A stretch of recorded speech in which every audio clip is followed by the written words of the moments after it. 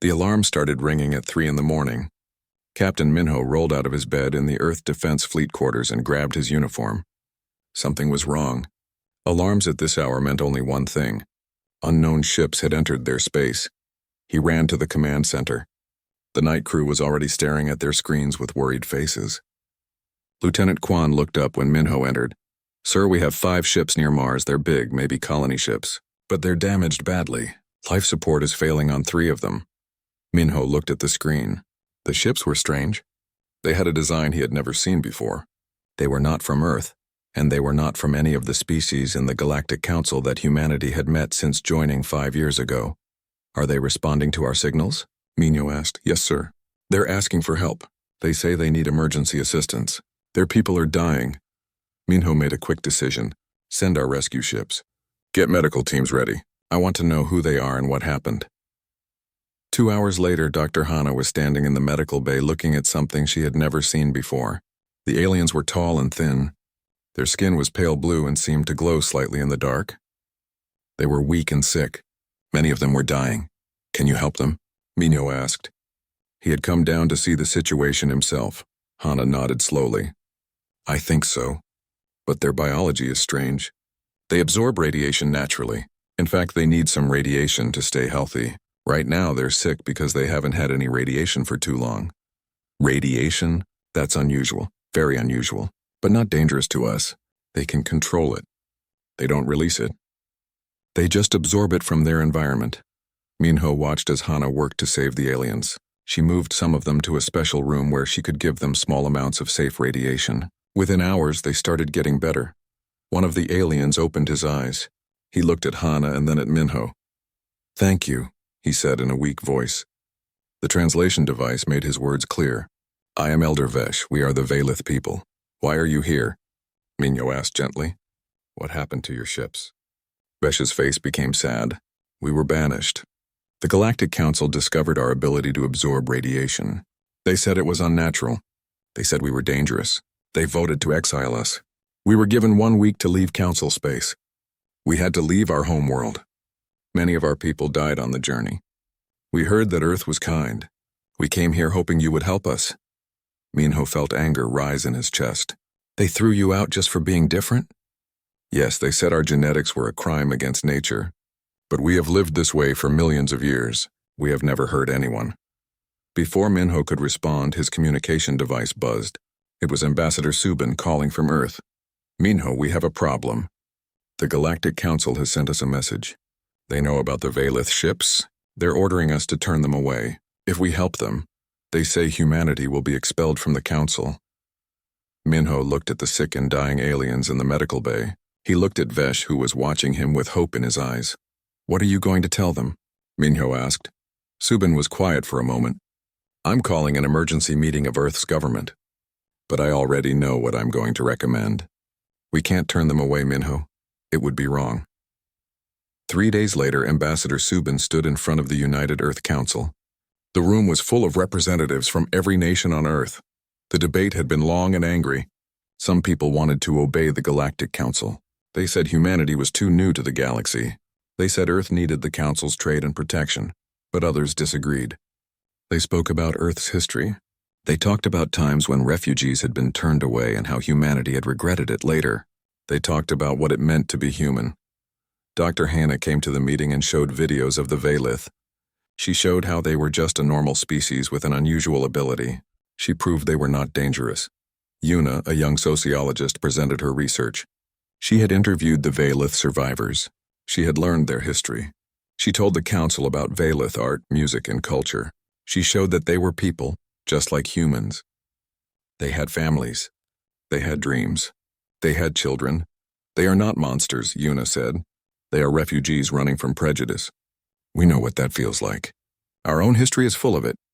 Finally, Subin stood to speak. "I know the choice we make today is difficult. I know it will cost us.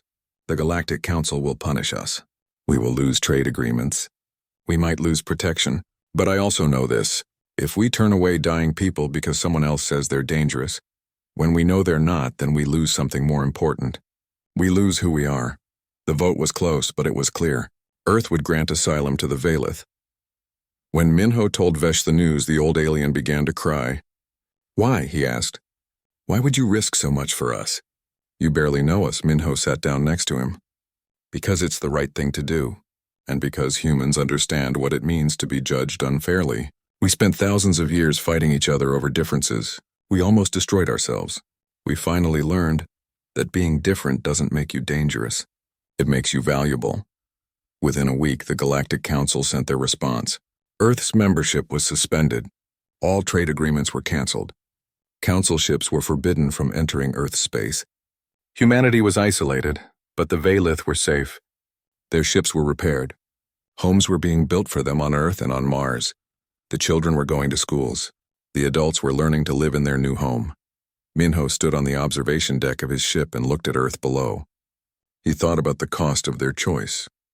He thought about the difficult times ahead. But then he thought about Vesh's children, playing in the park with human children, and he knew they had made the right decision. Behind him, Lieutenant Quan approached. "Sir, we're receiving a strange signal. It's not from the Council.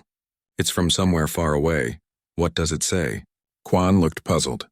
"It says, 'We heard Earth takes in the unwanted.' Can we come too?" Minho smiled. It seemed their choice had been noticed. The galaxy was bigger than the Council, and there were more exiles out there looking for hope. "Tell them yes," Minho said. "Tell them Earth's doors are open." 5 years had passed since the Valith arrived. Earth had changed in ways nobody expected. Engineer Junho stood at the construction site of New Haven Station, floating in orbit around Earth.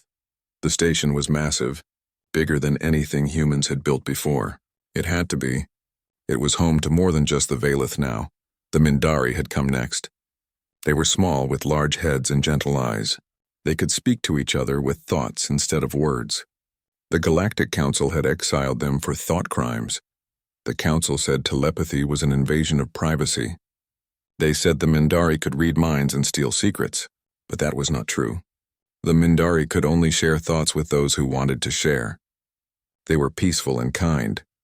After the Mindari came the Kron. They were made of living crystal and silicon, not flesh. They moved slowly and spoke rarely. The Council had said they were not truly alive, just intelligent rocks. They had no rights and were used as slaves. When the Kron asked for freedom, the Council banished them instead of freeing them.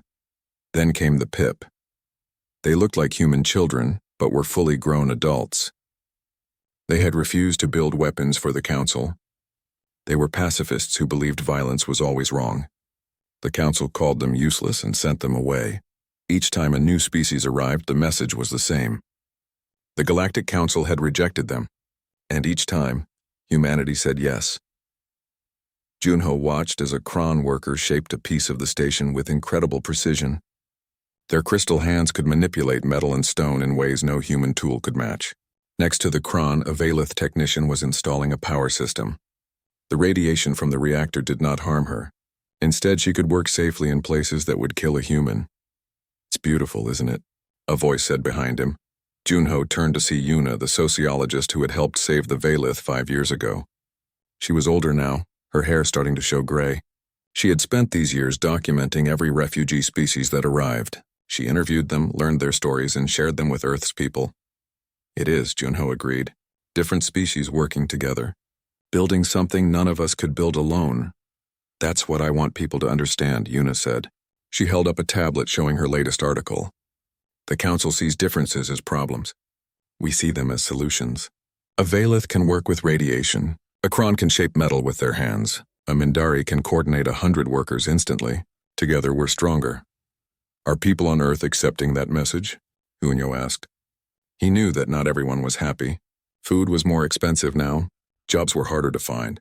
The Council's trade sanctions had hurt Earth's economy. Yuna nodded slowly. "Most are. But it's hard. People are struggling. Some are angry. They say we should have stayed in the Council's good graces. They say we're sacrificing our own people for aliens. What do you tell them?" "I tell them the truth. I show them what we're gaining.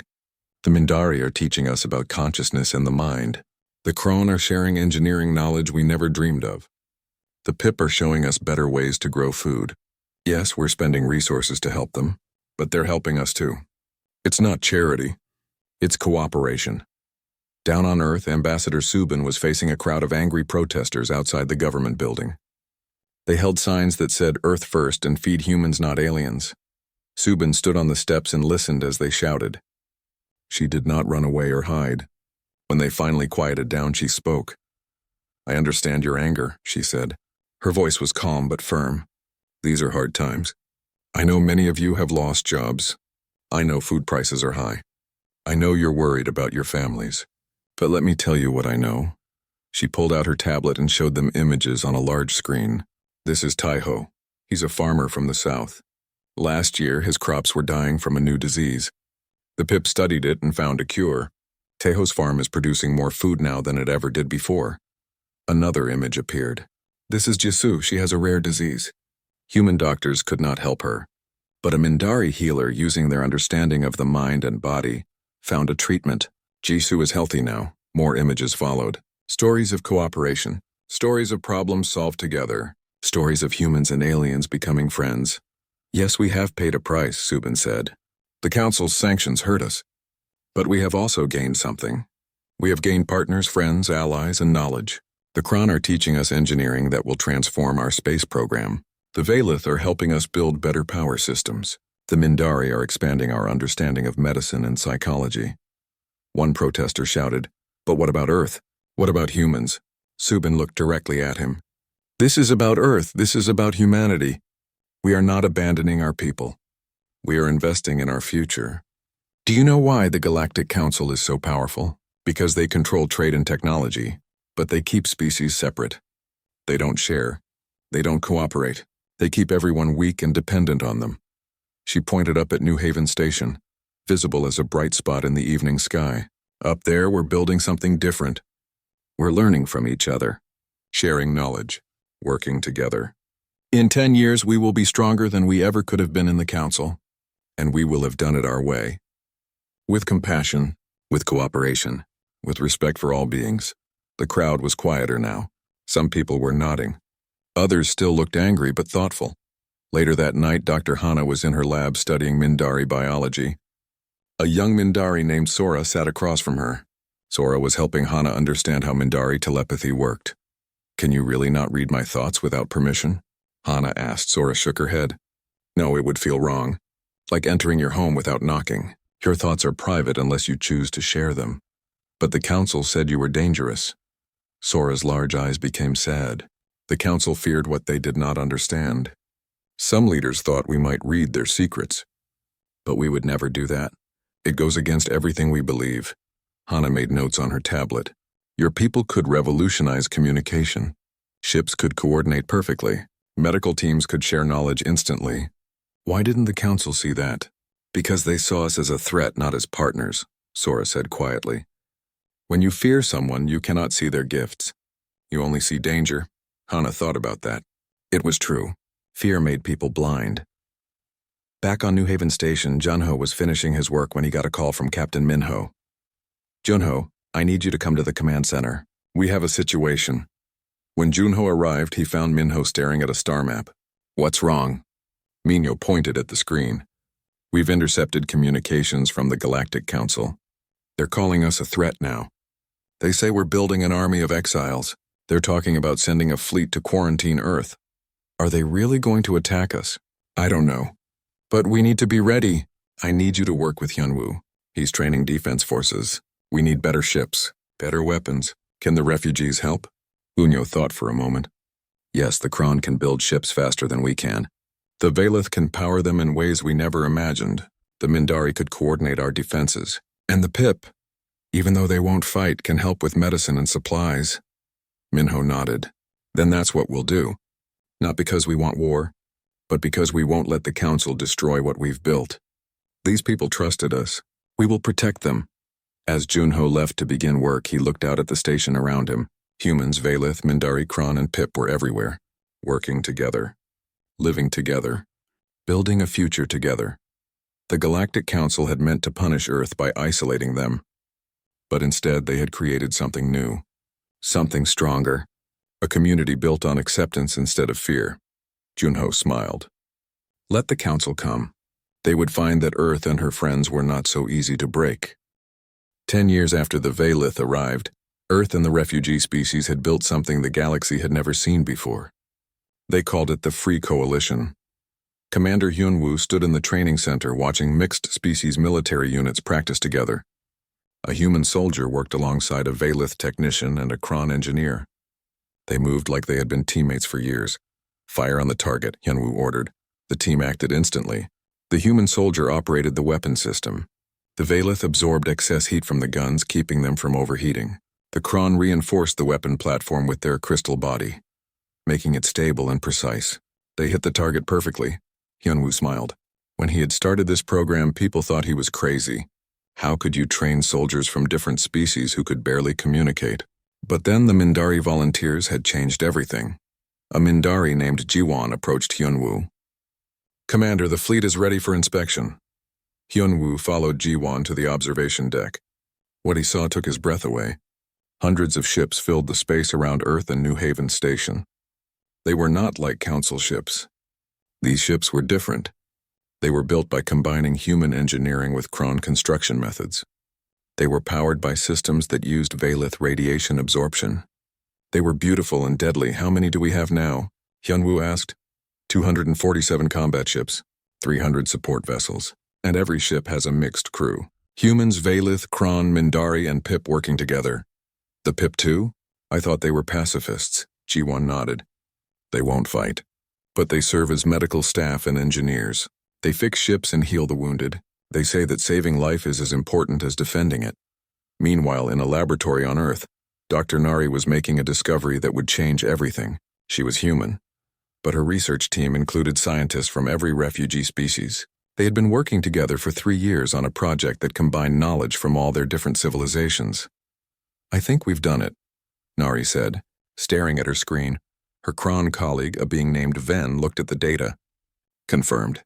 The calculations are correct. This engine design will allow faster-than-light travel without using Council jump gates." Nari felt her hands shake. For 10 years, Earth had been trapped in their own solar system. The Council controlled all the jump gates. They decided who could travel and where. But this new engine would change that. The Free Coalition could travel anywhere without asking the Council's permission. "How fast?" she asked. 3 times faster than Council ships," another researcher, a Mindari, answered. "And we can improve it further." Nari immediately contacted Ambassador Subin. "We need to meet. I have something important to show you." That night, the leaders of the Free Coalition gathered in a secret meeting. Subin, Minho, Hyunwoo, Nari, and representatives from each refugee species were there. Nari presented her findings. When she finished, the room was silent. Elder Vesh of the Valith spoke first. "This changes everything. We can escape if the Council attacks. We can explore new worlds. We can find more exiles who need help. It also makes us more dangerous," Subin said carefully. "The Council will see this as a threat. They already fear us. This will make them act." "Then let them act," Hyunwoo said. "We're ready. We've been preparing for this." Minho shook his head. "I don't want war. None of us do. But Subin is right. Once the Council learns about this technology, they will come. They cannot allow us to be independent and powerful." "Perhaps we can negotiate," suggested a Pip elder. "Maybe if we share this technology with them, they will accept us," Subin sighed. "I wish that would work. But the Council doesn't want partnership. They want control. They banished our friends here because they were different. They won't suddenly accept us because we're useful. So what do? Ven asked. "We prepare," Subin said. "We hope for peace, but we ready ourselves for war. And we try one more time to make them understand." Ambassador Do-hyun was given the hardest job. He was sent to the Galactic Council as a diplomat. His mission was to try one last time to avoid conflict. Do-hyun arrived at the Council headquarters on a massive space station. The Council chamber was enormous, with seats for representatives from 200 species. As he entered, Do-hyun felt small and alone. The Council speaker, a tall alien with 4 arms, looked down at Do-hyun with cold eyes. "You represent the humans and their collection of exiles. State your purpose." Do-hyun stood tall. "I come to ask for peace. Earth and the Free Coalition want only to live freely. We have no desire for conflict." "Yet you build warships," the speaker said. "You gather the banished species. You create weapons and technology. You are a threat to galactic order." "We build defenses, not weapons of conquest," Do-hyun replied. and we take in those you reject. That is not a crime. That is compassion. Another council member spoke. You do not understand the danger. These species were banished for good reasons. The Valeth could weaponize radiation. The Mindari could steal thoughts. The Kron could infiltrate our systems. You are naive. Doyen felt anger rise but kept his voice calm. In 10 years, none of these species have done any of those things. They live peacefully. They contribute to our society. They are not monsters. They are people. Nevertheless, the speaker said, the council has decided. Your free coalition is a danger. We are sending a fleet to enforce a quarantine around your space. Any ship that tries to leave will be destroyed. Any resistance will be met with force. This is our final decision. Then the council chooses war, Do-hyun said sadly. No, the speaker replied. You chose war when you defied us 10 years ago. Now you will face the consequences. Do-hyun returned to Earth with the bad news. The council fleet was coming. War was inevitable. Admiral Minho called a meeting of all military commanders. The council fleet will arrive in 2 weeks. Intelligence says they are bringing 500 ships. They believe we have maybe 100 and that our ships are inferior.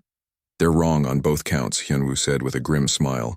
We have over 200 combat ships and our technology is superior.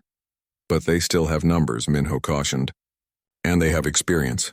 Many of us have never fought in a real battle. We need every advantage we can get. Nari spoke up. The new engines are ready.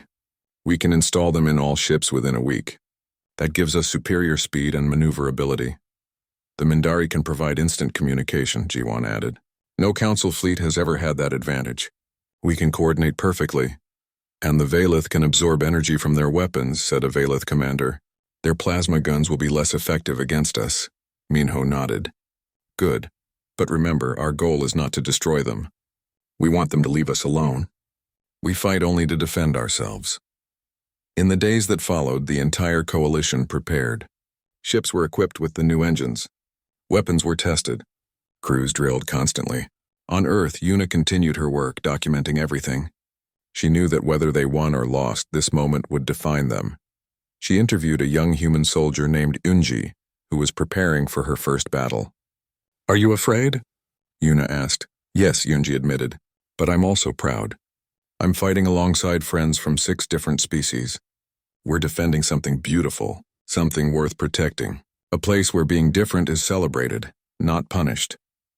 The council fleet arrived on schedule. 500 warships emerged from their jump gates and took position around Earth's solar system. They sent one final message: surrender now. Disband the Free Coalition. Return the exiled species to us for judgment. Refuse and we will take Earth by force. Admiral Minho stood on the bridge of his flagship. Around him, his mixed crew waited tensely. Human, Valeth, Mindari, Kron, and Pip all working together. He opened a channel to the council fleet. This is Admiral Minho of the Free Coalition. We will not surrender. We will not abandon our friends. If you attack, we will defend ourselves. But we offer you one last chance. Leave in peace. There is no need for this war. The council commander replied with contempt. You are outnumbered. You will be crushed. This is your last chance to surrender. Minho looked at his crew. They looked back at him with determination. They had built something special together. They would not let it be destroyed. Then come and try, Minho said and closed the channel. The battle for Earth was about to begin. The council fleet attacked at dawn. 500 warships moved toward Earth like a wave of metal and fire. Their weapons charged, ready to destroy the small coalition that had dared to defy them. Admiral Minho watched from the bridge of his flagship. Next to him stood Ji-won, the Mindari coordinator who connected all coalition ships through thought. Around them, the crew worked calmly despite the approaching danger. All ships report ready, his human second-in-command, Seung-ho said. 247 combat ships in position. Remember, Minho said over the fleet channel, our goal is not destruction. We fight to defend. We fight to prove we deserve to exist freely. Show them what cooperation can do. The council fleet fired first. Thousands of plasma bolts streaked through space toward coalition ships. It should have been devastating. But it was not. The coalition ships moved like dancers. Through Ji-won and the other Mindari coordinators, every ship knew exactly where every other ship was going. They dodged and weaved through the plasma fire with perfect precision. Not a single ship was destroyed in the first attack. Return fire, Minho ordered. The coalition ships fired back. But they did not just fire randomly. Every shot was coordinated, through the Mindari network. They targeted specific council ships together. 3 coalition ships would focus on one council ship, overwhelming its shields. The council fleet started taking losses immediately. Commander Hyunwoo led a fighter squadron into the thick of battle. His squadron was half human, half Valith. The Valith pilots flew ships that could absorb energy weapons. When council ships shot at them, the Valith ships drank in the plasma and converted it to power for their own weapons. "This is incredible," one of Hyunwoo's pilots said. "Their shots are making us stronger." "Focus," Hyunwoo ordered. "Don't get overconfident. They have more ships. This is far from over." The council commander watched in disbelief as his fleet struggled against the smaller coalition force. "How are they doing this? Their coordination is impossible." His tactical officer studied the data. "Sir, I think they have instant communication between all ships. No delays, they're moving as one unit." "That's impossible. Even our fastest communications have a delay." "Nevertheless, it's happening. And sir, their ships are faster than ours. Much faster. They can outrun us and outmaneuver us." The council commander felt the first touch of fear. "They have technology we don't. How?" On Earth, Dr. Nari watched the battle from the ground. Next to her, Junho monitored the performance of the new engines. "All ships operating at peak efficiency," he reported. "The council ships can't keep up." "The Kron engineering is holding," a Kron technician added. "No structural failures. The ships are performing better than expected." Nari allowed herself a small smile. This was what cooperation could achieve. 5 species sharing knowledge, building something together that was greater than any of them could create alone.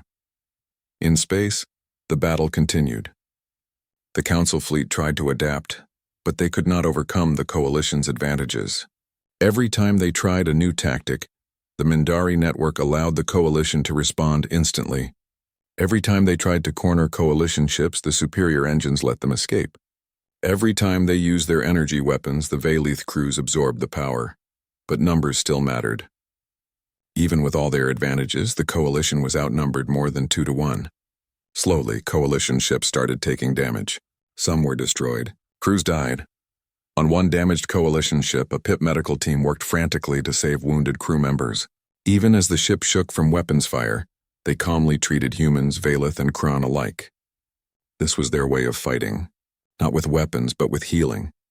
"We're losing ships," Sungho reported to Minho. 23 destroyed. 41 damaged. "We can't sustain this." Minho's jaw tightened. They had known this might happen. The question was whether the council would break first or the coalition. Then something unexpected happened. A council ship stopped firing. Then another. Then 5 more. "What's happening?" Minho asked.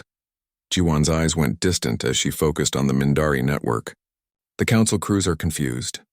They were told we were monsters, dangerous criminals, but they're seeing how we fight. We target weapons and engines, not life support. We're not trying to kill them.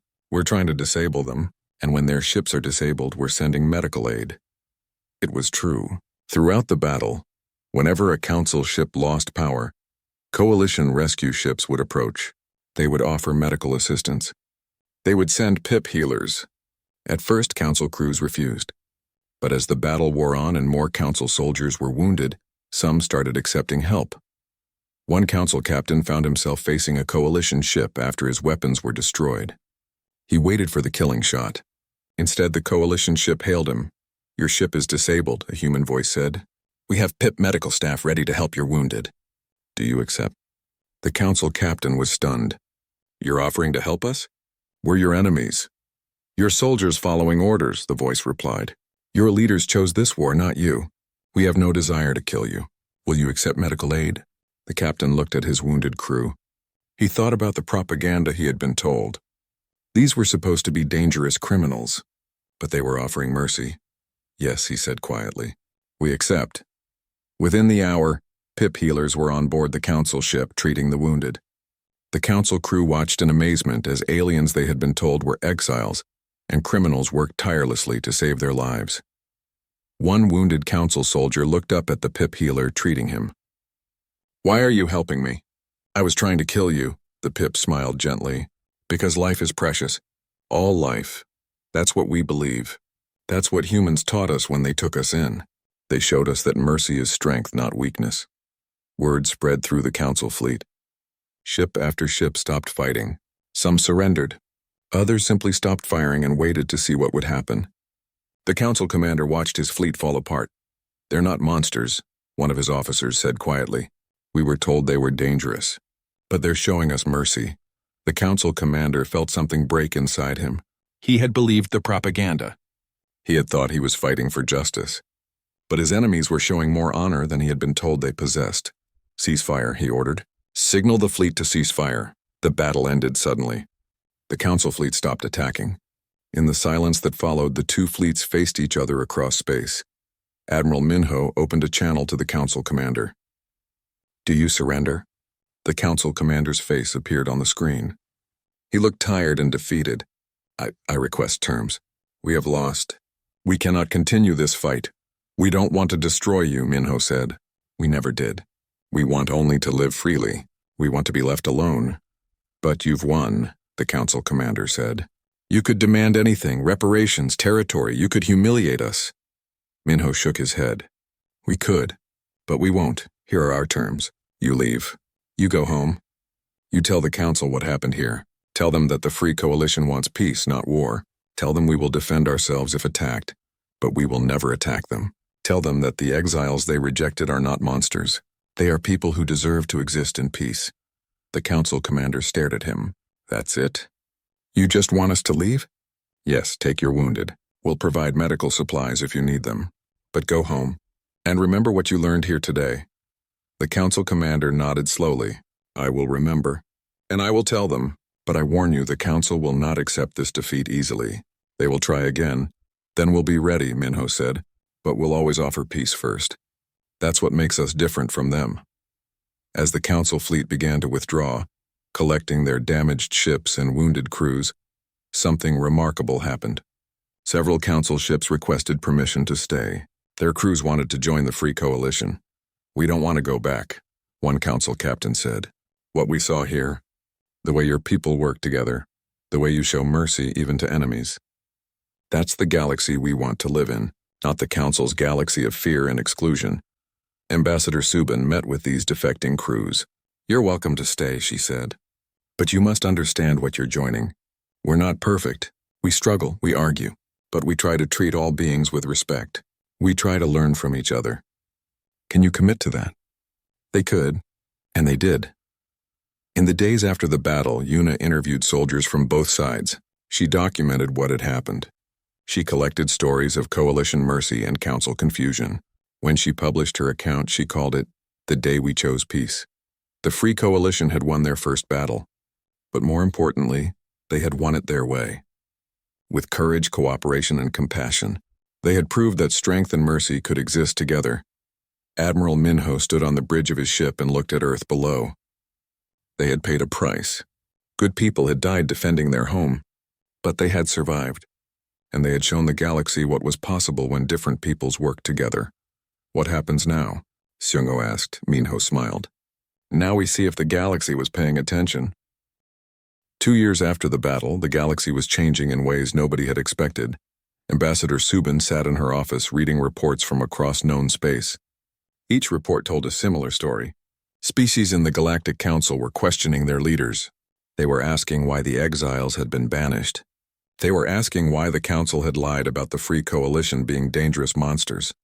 Another one. Her assistant Mirai said, bringing in a new message. "The Talvan species is requesting to leave the Council and join us." Subin smiled. The Talvan were the 15th species to make such a request in the past 6 months. What's their reason? Same as the others. They say the Council has become corrupt. They say it values control over justice.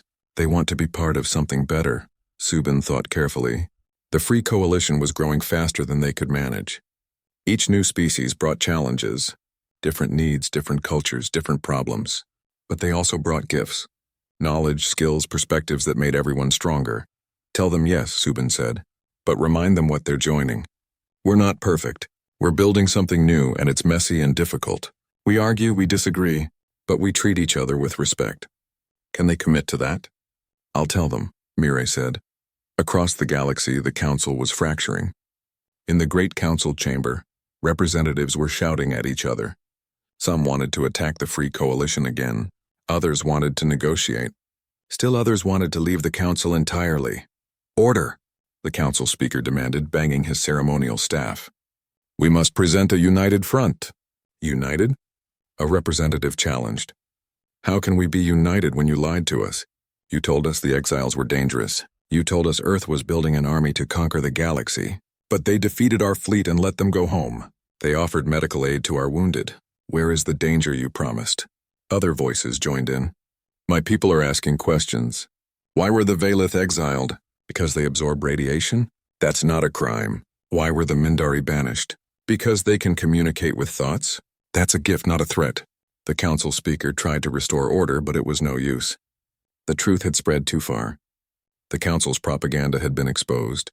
They had banished species not because they were dangerous, but because they were different. And now the galaxy knew it. On Earth, Dr. Hana was working in her laboratory with a team of researchers from 7 different species. They were making breakthroughs in medicine that would have been impossible before. Mindari understanding of consciousness combined with human neurology and Valith radiation techniques was curing diseases nobody had been able to treat before. We're ready to test the new treatment, Hana announced. If this works, we can cure the neural decay disease that affects 3 different species. A Talvan researcher, newly arrived with the latest group of refugees, looked at the data. This is remarkable. On my homeworld, this disease has killed millions. And you found a cure in just 6 months? We found it together, Hana corrected. Your people contributed crucial information about the disease's progression. The Mindari mapped how it affects consciousness.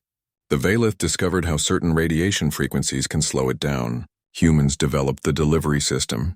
No one species could have done this alone. The treatment worked. Within months, it was being distributed across the Free Coalition, and even to council species who requested it. The Coalition shared it freely, asking nothing in return.